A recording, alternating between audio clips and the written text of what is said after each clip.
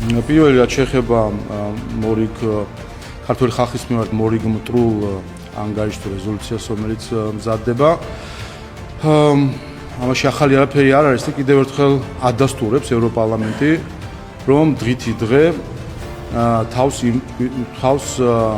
იმკვიდრებს როგორც საბჭოთა კავშირის საკავშირო დეპუტატთა, სახალხო დეპუტატთა ყრილობის მემკვიდრე.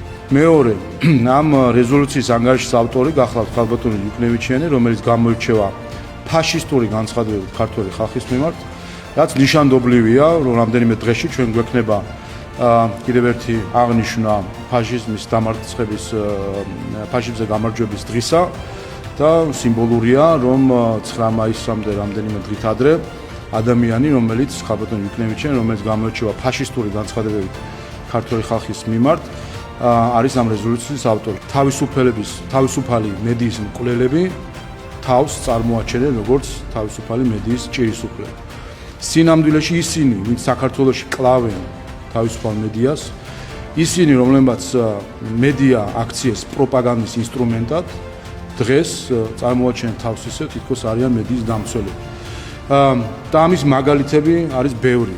მაგალითი არის, რომ ბრიტანეთის საელჩო წუხს თურმე მედიაზე და მედიის თავისუფლებაზე, საელჩო, რომელიც ცდილობდა, რომ პარტიული პროპაგანდის მანქანა დაეფინანსებინა, გულისხმობ ტაბულას, რომელიც გახლავთ ერთ-ერთი პარტიის კედლის გაზეთი.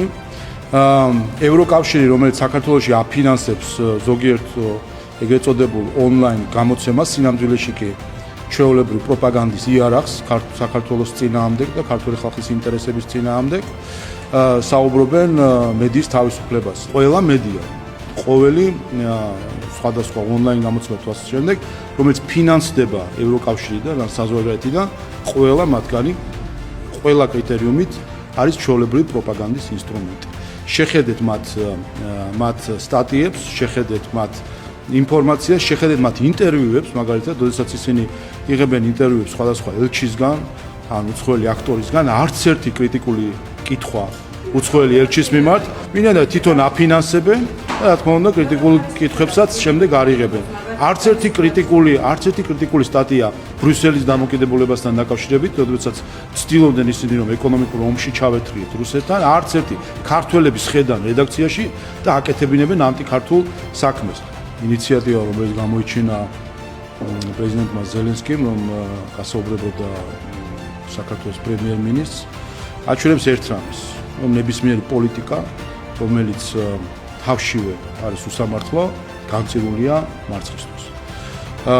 შეგახსენებთ, რომ თავად პრეზიდენტ ზელენსკიმ უკრაინის სანქციებათა სიაში ყავს შეყვანილი საქართველოს პრემიერ-მინისტრი ირაკლი ყობახიძე და მოუწია მისვლა ირაკლი ყობახიძესთან და მასთან საუბარი. ასე რომ ფიქრობ, რომ ეს თავად მეტყველებს იმაზე, თუ რამდენად მცდარი იყო უკრაინის ხელისუფლების პოლიტიკა ქართული ხალხის მიმართ და იმედს ვიჩენს მე პირადად, რომ იმედია, რომ ეს არის ნიშანი გადააზრებისა, რომ ქართული ხალხის წინააღმდეგ მოქმედება შედეგი არ გამოაქვს და ფსონის დადება იმ ძალებზე, რომელიც ქართული ხალხის ხალათით არიან ნაკვები, კარგ შედეგს არ მოუტანს. დაანოს ეს კარდაკარი და ბოლოს გამოვიდა სკამ და სკამი.